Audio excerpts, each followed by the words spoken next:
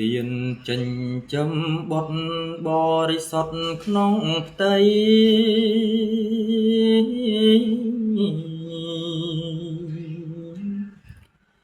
រហូតដល់ថ្ងៃបុណ្យថ្លៃចាំងគោ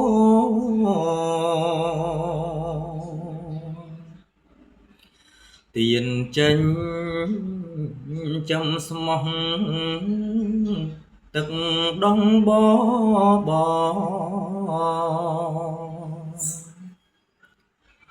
កូនរស់ហើយបានល្អព្រោះធម៌សុខបរោះ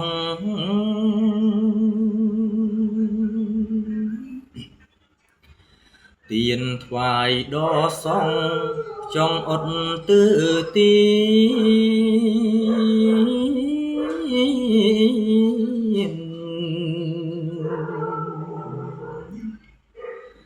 ប្រែតរួចពីឃ្លានព្រោះទៀនរំដោះ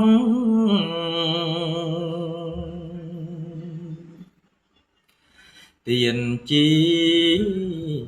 ទេវធម៌លំអសុខបរោះ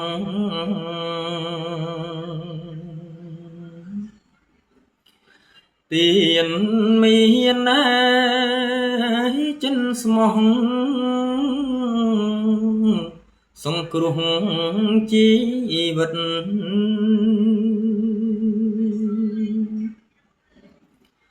ទៀនគឺជាទ្រព្យជាប់តាមសន្តានញាតិមិត្តរួមប្រាណឆ្លងភពងងឹត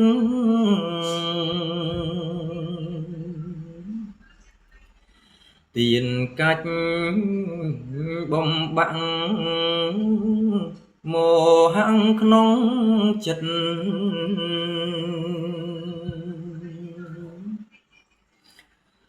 បានត្រាស់ហើយដឹងពិតត្បិតទៀនបារមី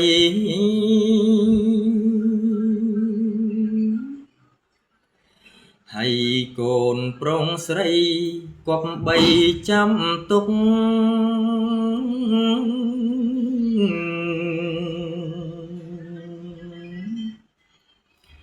គុណម្ដាយឪពុកទានាធម្មប្ដី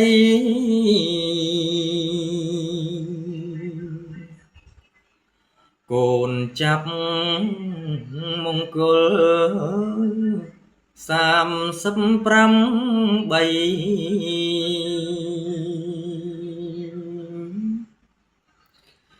ជាងកម្មអំប្រៃផុតក្តីអង្គបាយ